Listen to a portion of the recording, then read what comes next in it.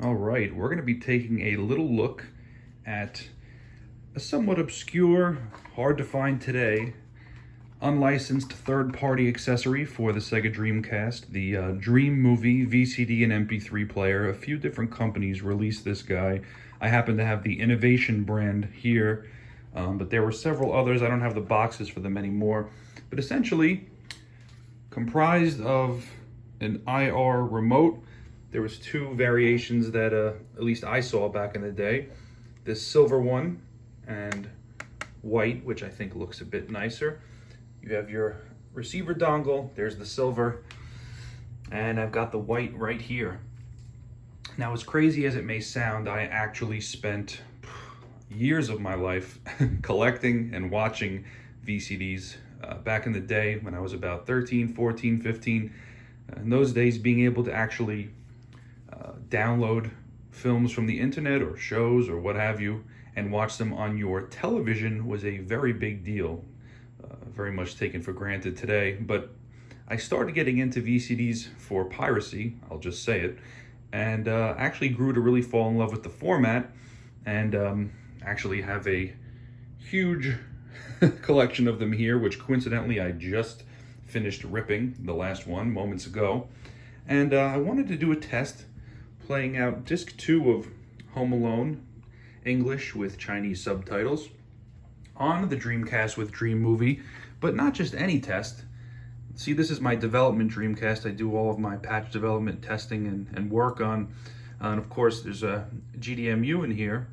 So how would I boot up the movie playing software and then of course open the tray and swap out for the actual movie disc?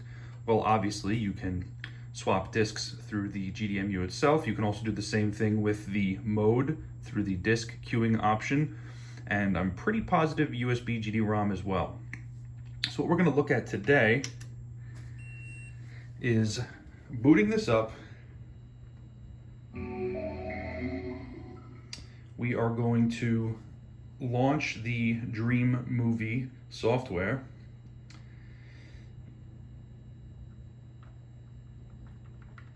All the way down, oops, all the way, okay, Derek, there we go. Of course, once it loads up, we will then press the disk swap button on the GDEMU itself, because the disc I have right after that is disc 2 of Home Alone. And of course, there's our lovely English warning message. There's a little bit of quote-unquote DRM built into this where without having the receiver dongle present, the screen will actually gray. In fact, let me just show you. I'm going to remove it.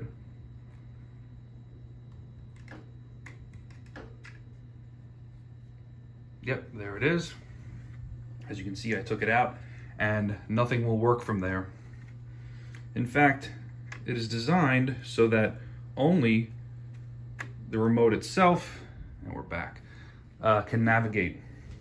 So no disk or error. All right, we're gonna hit the disk swap button and watch what happens on the screen.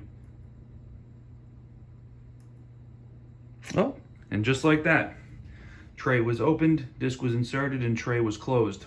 Now, using the remote, which by the way takes those little CRC 2032 batteries, we'll navigate to any of these tracks.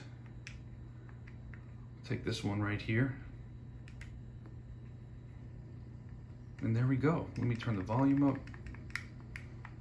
I always adjusted this brightness setting. And that's it. I can pause, play,